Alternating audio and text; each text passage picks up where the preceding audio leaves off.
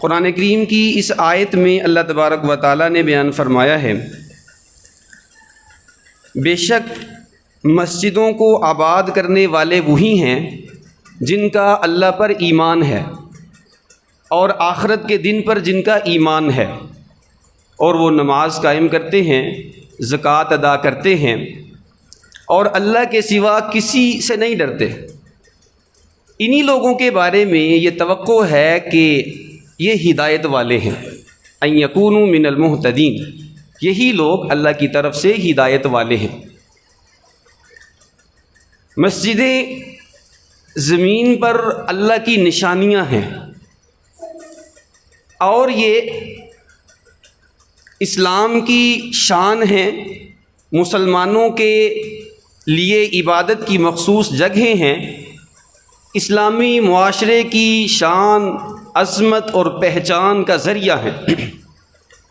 مسجدیں زمین پر وہ گھر ہیں جن کا براہ راست آسمانی برکتوں اور رحمتوں کے ساتھ تعلق ہے۔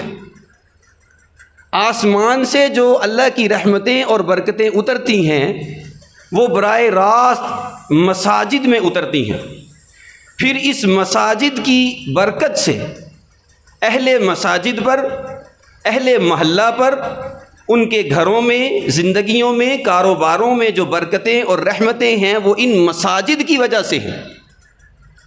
اور مساجد زمین کے اوپر آسمان کی مخلوق کو ایسے نظر آتی ہیں جیسے زمین والوں کو آسمان پر ستارے نظر آتے ہیں۔ زمین پر مسجدیں آسمان کی مخلوق کو ستاروں کی مانند نظر آتی ہیں، اور مسجد کا مفہوم اتنا وسیع ہے کہ دنیا کا اور دنیاوی شعبہ جات کا کوئی بھی ایسا شعبہ نہیں ہے کہ جس کا تعلق مسجد کے ساتھ نہ ہو، جس کی رہنمائی مسجد سے نہ ہوتی ہو۔ آپ یوں سمجھ لیں کہ مدرسہ یہ بھی مسجد کا ایک شعبہ ہے۔ مسجد اور مدرسہ یہ لازم و ملزوم ہیں۔ اللہ رب العزت نے قرآن کریم کے اندر بیان فرمایا، جو زمین کے اوپر اللہ نے سب سے پہلا گھر بنایا، ان اول بیت وضع للناس للذی ببکۃ مبارکہ، اللہ کریم نے جو سب سے پہلا گھر زمین کے اوپر بنایا وہ بھی اللہ کا گھر یعنی مسجد تھا۔ اور اللہ کے نبی صلی اللہ علیہ وسلم نے جب مدینہ طیبہ میں ہجرت فرمائی تو سب سے پہلا کام جو آپ علیہ الصلاۃ والسلام نے فرمایا وہ مسجد نبوی کی تعمیر تھا۔ حالانکہ نماز جو تفصیلات کے ساتھ، اپنے تمام احکامات کے ساتھ بعد میں فرض ہوئی، مسجد کی تعمیر پہلے ہوئی، اور نماز جو اس طرح تفصیل کے ساتھ، یعنی رکعتیں کتنی ہیں، کیا پڑھنا ہے، جماعت کے ساتھ کیسے ادا کرنی ہے، اس کی تفصیلات مسجد کی تعمیر کے بعد نازل ہوئیں۔ تو ثابت ہوا کہ مسجد صرف نماز کے لیے نہیں ہے، بلکہ دنیاوی شعبے ہوں، دینی شعبے ہوں، ہر طرح کے شعبوں کی رہنمائی مسجد سے ملتی ہے۔ اس طرح مسجد کی عظمت ہے، مسلمانوں کے دلوں میں مسجد کی عظمت بٹھائی گئی ہے، مسجد کی شان سمجھائی گئی ہے، اور اس کے آداب بتلائے گئے ہیں۔ اللہ کے نبی صلی اللہ علیہ وسلم نے فرمایا کہ زمین کے اوپر اللہ کو سب سے محبوب جو جگہ ہیں وہ مساجد ہیں۔ حضرت ابو ہریرہ رضی اللہ تعالیٰ عنہ سے روایت ہے، ان احب البلاد الی اللہ المساجد، شہروں میں جو سب سے محبوب جگہ اللہ کو ہیں وہ مسجدیں ہیں، اور سب سے جو ناپسندیدہ جگہ ہیں وہ بازار ہیں، کیونکہ بازار میں جا کے غفلت ہوتی ہے، جماعت رہ جاتی ہے۔ تو بہرحال جو محبوب ترین جگہ ہیں اللہ رب العزت، اللہ کے نبی صلی اللہ علیہ وسلم نے فرمایا وہ مساجد ہیں، وہ مساجد ہیں۔ اس طرح اللہ کے نبی صلی اللہ علیہ وسلم نے مسجد کے آداب بتلائے، مسجد کے تفصیلی احکامات بتلائے۔ فرمایا کہ اپنی مسجدوں کو پاک صاف رکھو۔ مسجدوں کا بنیادی حق یہ ہے کہ ان کو ذکر الہی اور اعلیٰ دینی مقاصد کے لیے استعمال کیا جائے۔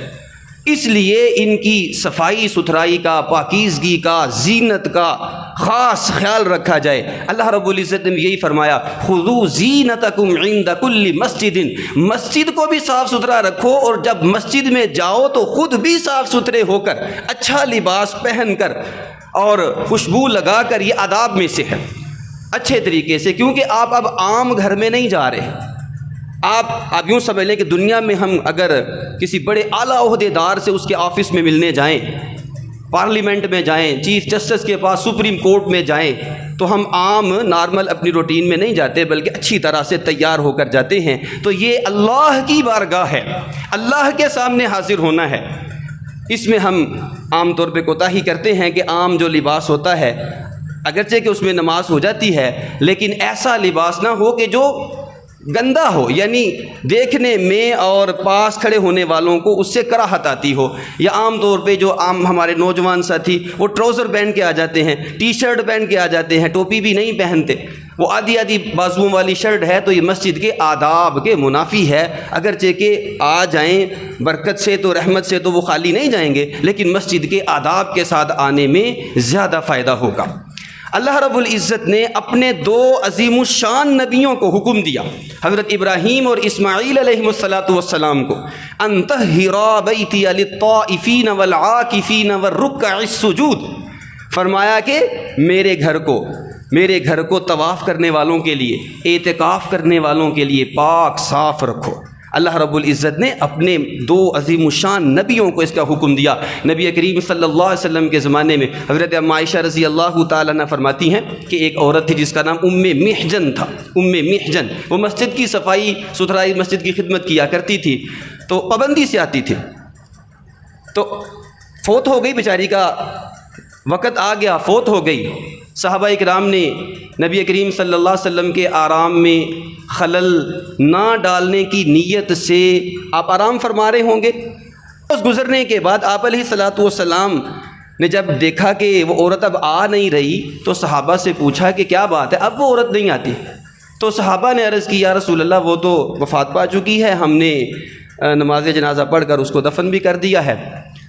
تو ایک بات تو یہ ثابت ہوئی کہ دیکھیں نماز جنازہ کے لیے اگر یعنی کوئی دقت ہو، کوئی پریشانی ہو، تو پھر کسی خاص بندے کا جیسے ہم انتظار کرتے ہیں یہاں، حالانکہ صحابہ کے سب سے زیادہ خصوصی شخصیت تو اللہ کے نبی ہی کی تھی نا، لیکن انہوں نے سمجھا کہ شاید نماز جنازہ پڑھنے والوں کو دقت ہوگی، یا آپ علیہ الصلوۃ والسلام کے آرام میں خلل آئے گا، یا صحابہ کو انتظار کرنا پڑے گا، دقت ہوگی، تو انہوں نے یہ نہیں سمجھا، انہوں نے نماز جنازہ پڑھ کے دفن کر دیا۔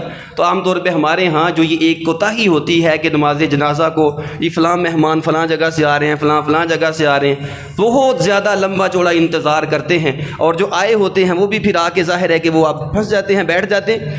تو اس لیے نماز جنازہ میں اللہ کے نبی کا حکم ہے کہ جب جنازہ تیار ہو جائے تو اس کی تدفین میں دیر نہ کی جائے۔ صحابہ نے بھی ایسے ہی کیا اللہ کے نبی کے حکم کے مطابق، یہ نہیں کہ انہوں نے کوئی غیر ضروری سمجھا کہ اللہ کے نبی کو بلانا غیر ضروری تھا، صرف اللہ کے نبی کا حکم تھا کہ بھی مسجد جب جنازہ تیار ہو جائے اس کی تدفین کرنے میں جلدی کیا کرو۔ صحابہ نے دفنا دیا۔ اللہ کے نبی صلی اللہ علیہ وسلم نے پوچھا کہ وہ عورت کیوں نہیں آ رہی؟ صحابہ نے عرض کی کہ یا رسول اللہ وہ تو ہم نے دفن بھی کر دی۔ اللہ کے نبی صلی اللہ علیہ وسلم بنفس نفیس ان کی قبر پر تشریف لے گئے اور دعا فرمائی، اور ایک روایت میں آتا ہے کہ اللہ کے نبی صلی اللہ علیہ وسلم نے فرمایا کہ اس عورت کو اللہ رب العزت نے مسجد کی خدمت کی وجہ سے جنتوں میں جگہ عطا فرما دی ہے، اور میں نے اس عورت کو جنت میں دیکھا ہے۔ تو مسجدوں کی خدمت کرنے والے، مسجدوں کو آباد کرنے والے، اللہ رب العزت نے ان کے ایمان اور عمل اور ہدایت پر ہونے کا سرٹیفکیٹ دے دیا ہے۔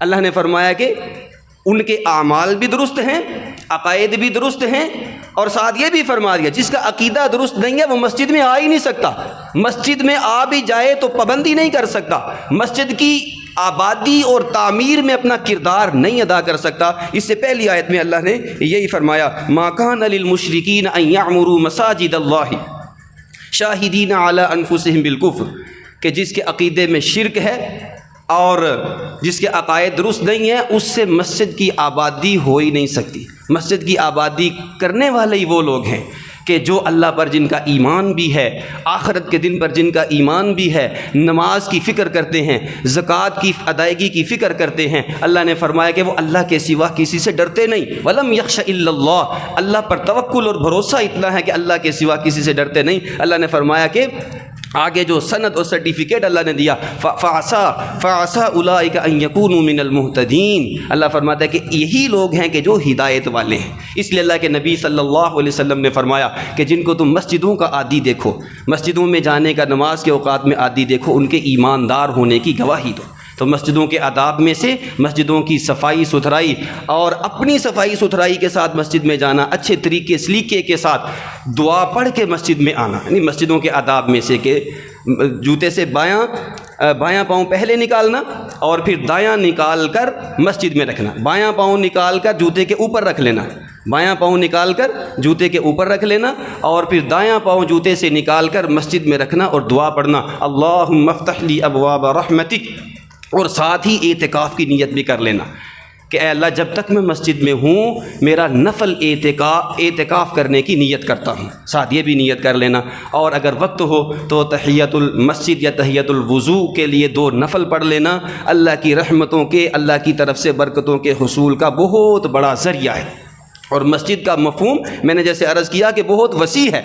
حضرت صلی اللہ علیہ وسلم کے دور میں نماز کی تفصیلات سے پہلے جو مسجد بنی، تو ہم اگر مسجد نبوی اور صحابہ کے دور کی مساجد کا اگر ہم مطالعہ کریں تو وہ بیک وقت پارلیمنٹ ہاؤس بھی ہے اور مسجد ہی سپریم کورٹ بھی ہے، مسجد بھی ایوان صدر ہے، اور سارے کے سارے معاملات حتیٰ کہ عمل کی جگہیں، تربیت کی جگہیں، ہر قسم کی جگہیں، جو ہر قسم کی جو رہنمائی ہے، جو تربیت ہے، وہ مسجد سے مل رہی ہے، مسجد سے مل رہی ہے۔ خواہ وہ اس کا تعلق تعلیم کے ساتھ ہو، معیشت کے ساتھ ہو، معاشرت کے ساتھ ہو، سیاست کے ساتھ ہو۔ یہ بھی ایک غلطی، بہت بڑی غلطی ہے جو کہا جاتا ہے کہ مسجد میں سیاست کی بات نہ کی جائے۔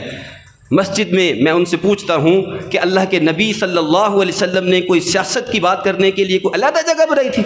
یا صحابہ کرام نے کوئی سیاست کی بات کرنے کے لیے علیحدہ جگہ بنائی تھی؟ یہ بہت بڑی غلطی ہے اور بہت بڑی غلط فہمی ہے جو شعوری طور پر یا غیر شعوری طور پر ہمارے دل و دماغ میں بیٹھ گئی ہے یا بٹھا دی گئی ہے کہ مسجد میں سیاست کی بات نہ کی جائے۔ اللہ کے نبی صلی اللہ علیہ وسلم نے عام طور پہ جو ہماری جو گھٹیا قسم کی، لچر قسم کی، لفنگی قسم کی سیاست ہے، یہ تو کہیں بھی اجازت نہیں ہے اس کی تو مسجد کے باہر بھی اجازت نہیں۔ کہتے جی سیاست تو پھر یہ عام طور پہ جو ہم سمجھتے ہیں کہ ایک دوسرے کو برا بھلا کہنا، اس کا نام سیاست ہے؟ نہیں بھائی، سیاست جو ہے وہ فراست کا نام ہے۔ سیاسی اس کو کہتے ہیں جو اپنے آپ کو اور اپنی قوم کو، ان کے ایمان اور عقیدے کی بھی حفاظت کرے، دین اور دنیا دونوں میں ان کو ترقی دلائے اور ان کو غلبہ دلائے۔ اور اللہ تبارک و تعالیٰ کا وعدہ ہے الذین ان مکناہم فی الارض اقاموا الصلاة وآتوا الزکاة وامروا بالمعروف ونہوا عن المنکر، کہ اللہ تبارک و تعالیٰ جب اپنے بندوں کو اقتدار اور اختیار دیتا ہے تو وہ پہلا کام کیا کرتے ہیں؟ مسجدیں تعمیر کرتے ہیں، یعنی نماز کا انتظام کرتے ہیں، نظام زکوٰۃ وضع کرتے ہیں، امر بالمعروف اور نہی عن المنکر کا نظام بناتے ہیں اور اس پہ عمل کرتے ہیں۔ تو اس لیے خواہ کوئی سیاست کی بات ہو، کیونکہ سیاست دین کا ایک شعبہ ہے۔ اللہ کے نبی صلی اللہ علیہ وسلم کائنات کے سب سے بڑے سیاستدان ہیں، آپ کے جانشین صحابہ کرام آپ کے بعد کائنات کے سب سے بڑے سیاستدان ہیں۔ تو حضرت عمر، حضرت امیر معاویہ رضی اللہ تعالی عنہ باقاعدہ طور پر مسجد میں بیٹھا کرتے تھے۔ کوئی بھی سائل آتا، کوئی بھی ضرورت مند آتا، کوئی بھی مسئلہ ہوتا تو مسجد میں ہی پیش ہوتا، مسجد میں اس کا حل ہوتا تھا۔ اس لیے یہ غلط فہمی دلوں سے نکالنی چاہیے کہ بھی سیاست مسجد میں نہیں ہوتی۔ سیاست سکھاتی ہی مسجد ہے، اور مسجدوں کے شعبوں میں سے سیاست ایک اہم شعبہ ہے جو دین، کیونکہ ہمارا جو دین ہے انفرادی دین نہیں، اجتماعی دین ہے، اور اجتماعیت کے اندر سیاست بھی ایک شعبہ ہے۔ لہذا مسجدوں میں سیاست کی جو اصل سیاست ہے قرآن اور سنت کے مطابق اس کی بات ہونی چاہیے اور اس کے مطابق دینی رہنمائی کے مطابق عمل کرنا چاہیے۔ یہ کچھ آداب ہیں مسجد میں زیادہ سے زیادہ اللہ کے ذکر اور اللہ کی عبادت کے لیے اور اپنی دینی رہنمائی کے لیے وقت گزارنا چاہیے۔ ہاں جی، اللہ کے نبی صلی اللہ علیہ وسلم نے فرمایا کہ آخر زمانہ میں تم دیکھو گے کہ لوگ مسجد میں آ کے بھی اپنی باہر کی دنیا کی باتیں کریں گے، یعنی جو باتیں باہر کر رہے تھے کاروبار کی یا اپنے روزگار معمولات کی باتیں، وہی مسجد میں آ کے بھی کریں گے۔ اللہ کے نبی صلی اللہ علیہ وسلم نے فرمایا کہ ان کے قریب بھی نہ بیٹھنا آخرت میں جنت میں ان کا کوئی حصہ نہیں ہے۔ کم از کم مسجد میں آ کر تو دین کی فکر کی، دین کے غلبے کی، مسلمانوں کی فلاح و بہبود کی، مسلمانوں کی کامیابی کی بات کی جائے، اللہ کی رحمت وہیں نازل ہوگی۔ اللہ تبارک و تعالیٰ مجھے آپ کو سب کو عمل کرنے کی توفیق عطا فرمائے۔ وآخر دعوانا ان الحمد للہ رب العالمین۔ حضرت دعا فرما دیں۔ الحمد للہ رب العالمین۔